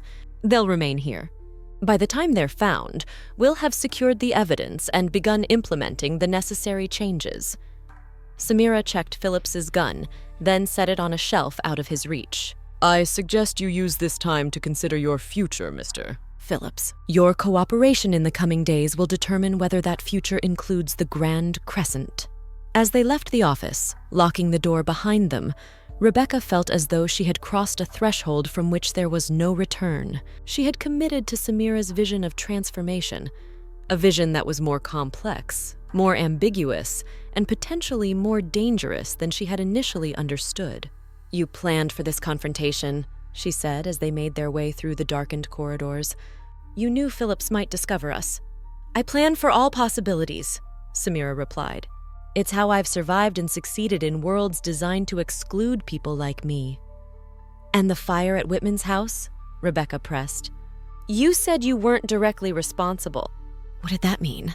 Samira paused, turning to face Rebecca in the dim emergency lighting. For the first time, she seemed to be weighing whether to trust Rebecca with the complete truth. I hired a private investigator to look into my mother's case, she said finally. He discovered evidence of Whitman's criminal connections, of the vault's illegal operations, of the conspiracy to destroy my mother's reputation. I confronted Whitman with this evidence, demanded an admission of wrongdoing and compensation for my mother's suffering. And he refused, Rebecca guessed. Worse, he laughed, said no one would believe the daughter of a discredited housekeeper over the respected manager of the Grand Crescent. Something dark flickered in Samira's eyes. I warned him that the truth would come out eventually, that justice would find him one way or another. A week later, his house burned down. The investigation ruled it accidental, faulty wiring. But it wasn't an accident, Rebecca said softly. I've never been able to prove otherwise, Samira replied carefully. And I certainly never instructed anyone to set that fire. The implication hung between them that someone, perhaps the private investigator or another ally, had taken matters into their own hands after hearing about Whitman's response to Samira's confrontation. "Does it matter now?" Samira asked. Whitman wasn't harmed. Only his papers were destroyed, papers that might have implicated him and others in criminal activities. "It matters," Rebecca insisted.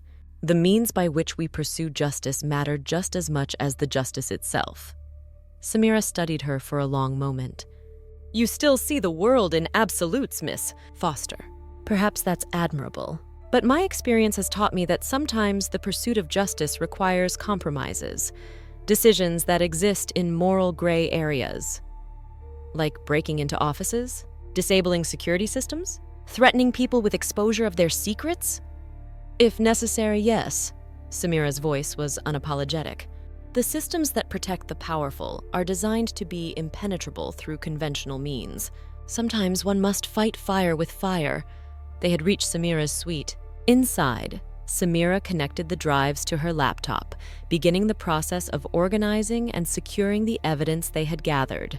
"What happens now?" Rebecca asked, still troubled by the events in Phillips's office and Samira's ambiguous response about the fire. "Phase 2 begins," Samira replied, her focus on the computer screen. "The transformation of the Grand Crescent into what it always claimed to be, a place of genuine excellence, where every guest is treated with equal respect and every employee is valued for their contribution. And the vault? It will be audited, its operations brought into full compliance with financial regulations. Clients using it for legitimate purposes will be unaffected. Those using it for illegal activities will be given a choice: withdraw their assets discreetly or face the consequences of exposure." It was a pragmatic approach, balancing justice with practicality. Rebecca found herself nodding despite her lingering concerns. "And my role in all this?" she asked. Samira looked up from her computer, her expression softening. "That depends on you, Miss Foster. You've shown courage and integrity tonight, despite your initial prejudices. The Grand Crescent needs leaders like you, people who can recognize their mistakes and work to correct them." The offer was clear: a place in the transformed hotel, a chance to be part of building something better than what had come before. "I need time to think," Rebecca said. "Tonight has been illuminating in more ways than one." "Of course." Samira returned to her work. "Take all the time you need. But remember, Miss Foster, sometimes in life we must choose a side. Neutrality in the face of injustice is itself a choice." As Rebecca left the suite, dawn was beginning to break over Boston Harbor, the storm finally passing. The sky was clearing, revealing hints of blue between the receding clouds. A new day was beginning, for the city, for the Grand Crescent Hotel, and for Rebecca herself. Whatever she decided, nothing would ever be the same again. She had glimpsed the hidden mechanisms behind the hotel's gleaming facade, the secret history that had shaped its culture for generations. And in Samira Hassan, she had encountered a force of transformation more complex and formidable than she could have imagined. Justice and vengeance, reformation and revenge, the lines between them had blurred in the long night just past. As Rebecca made her way home through the quiet morning streets, she wondered whether those lines had ever been as clear as she had once believed. Chapter 6. Transformation. 6 months later, Rebecca Foster stood in the Grand Crescent Hotel's newly renovated lobby, watching as guests checked in for the evening. The space had been transformed, still elegant and luxurious, but with a warmth and inclusivity that hadn't existed before. The artwork now featured diverse artists. The staff reflected a range of backgrounds and experiences, and most importantly, the atmosphere had shifted from exclusivity to genuine welcome. "Miss Foster, there you are." Samira Hassan approached, dressed in her customary modest attire but with a subtle addition, a pin bearing the Grand Crescent's logo on her lapel. "The final inspection of the North Wing is scheduled for tomorrow morning. The sustainability certification auditors will be here at 9. "Everything's ready," Rebecca assured her. "The solar installation is complete, the water reclamation system is operational, and the housekeeping team has fully transitioned to non-toxic cleaning products." Samira nodded, satisfaction evident in her expression. Excellent. And the community apprenticeship program?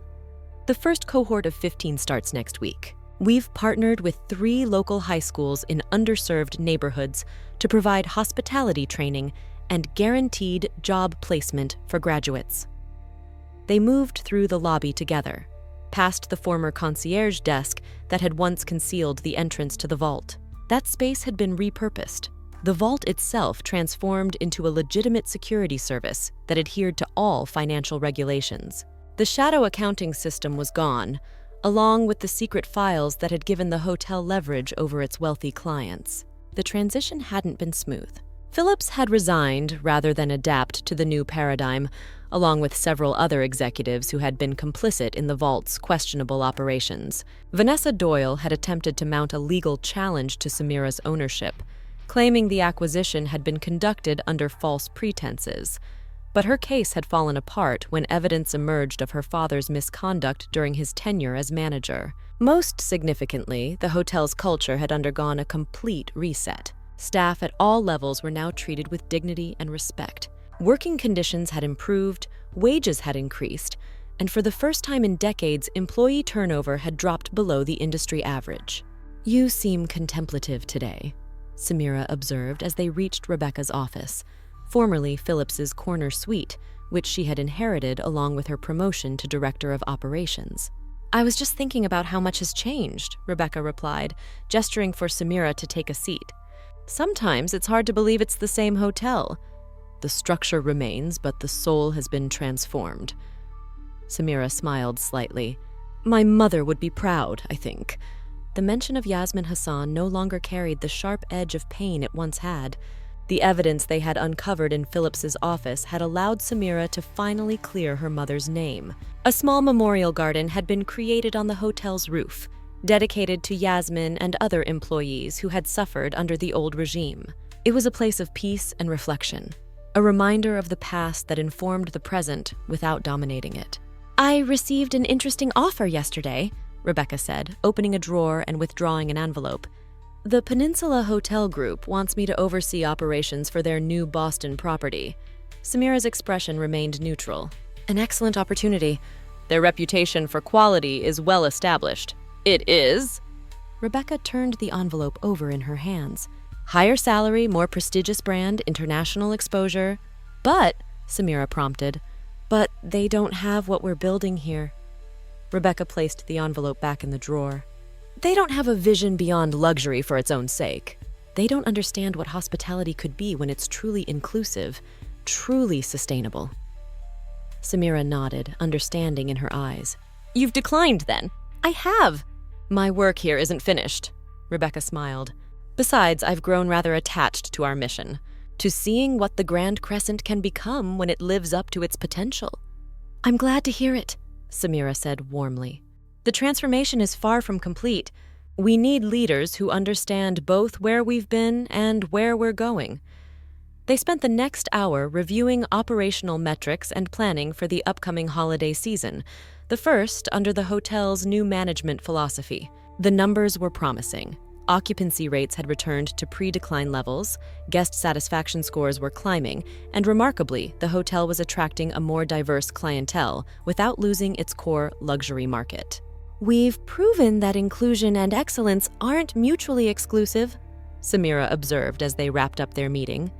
"That was always my mother's belief, that true luxury isn't about exclusion, but about making everyone feel valued." Rebecca nodded, remembering the note Samira had included with the book she'd given her after their first dinner together.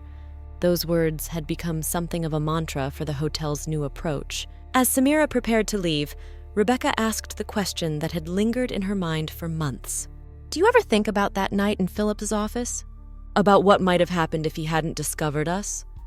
Samira paused at the door. "Sometimes, but I prefer to focus on what did happen, how that confrontation accelerated the changes we needed to make. Phillips's resistance ultimately made our case for transformation stronger. And the files from the vault? The evidence of illegal activities? Secured," Samira said simply. "The most serious offenses have been quietly reported to the appropriate authorities. The rest remain our insurance policy against those who might try to reverse what we've accomplished." The pragmatic approach still occasionally troubled Rebecca's sense of absolute justice, but she had come to appreciate the complexities of transformation. Some battles needed to be fought in the open. Others were better handled through strategic pressure and negotiation. "One last thing," Samira added. "We have a new guest arriving tomorrow. A woman in a hijab who made a reservation for our presidential suite. I'd like you to personally handle her check-in." Rebecca understood the significance immediately. A test case, similar to Samira's own experience 15 years ago, but with a very different anticipated outcome. "I'd be honored," she replied.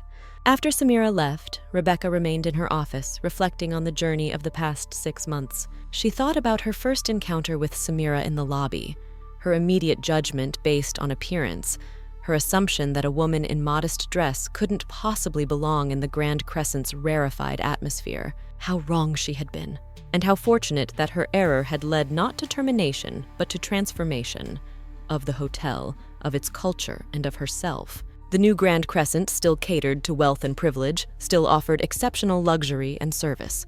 But it did so with a philosophy of welcome rather than exclusion, of fairness rather than favoritism. The invisible staff who maintained its perfection were now seen, valued, protected. The shadow operations that had exploited both employees and clients had been dismantled and rebuilt on ethical foundations. It wasn't perfect. Change never was. There had been resistance, setbacks, compromises. But the direction was clear, the progress undeniable. Rebecca's phone chimed with a text from Eliza Winters, now the head of a newly empowered human resources department focused on employee welfare and development. "The staff appreciation dinner is ready in the ballroom. Samira is about to begin her address." Rebecca smiled, gathering her things. The quarterly staff appreciation events had been one of Samira's first initiatives, gatherings where everyone from housekeepers to executives shared a meal together, celebrating achievements and discussing challenges as equals. In the elegantly appointed ballroom, tables had been arranged to intermingle staff from different departments.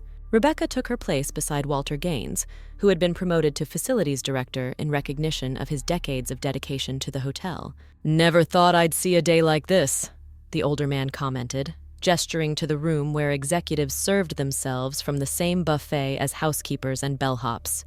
"Yasmin would have loved it. She helped create it," Rebecca replied. "Through Samira." At the front of the room, Samira stepped to the microphone. She wore a deep blue hijab for the occasion, paired with a simple but elegant suit. Her presence commanded attention without demanding it, a quiet authority that Rebecca had come to deeply respect. "Good evening, everyone," Samira began. 6 months ago, we embarked on a journey to transform the Grand Crescent into a place where excellence and inclusion work hand in hand, where luxury is defined not by exclusivity, but by making every person who walks through our doors, guest or employee, feel valued. She paused, her gaze sweeping across the room. That transformation is ongoing. It will never be complete, because improvement is a continuous process, not a destination. But today, I want to acknowledge how far we've already come.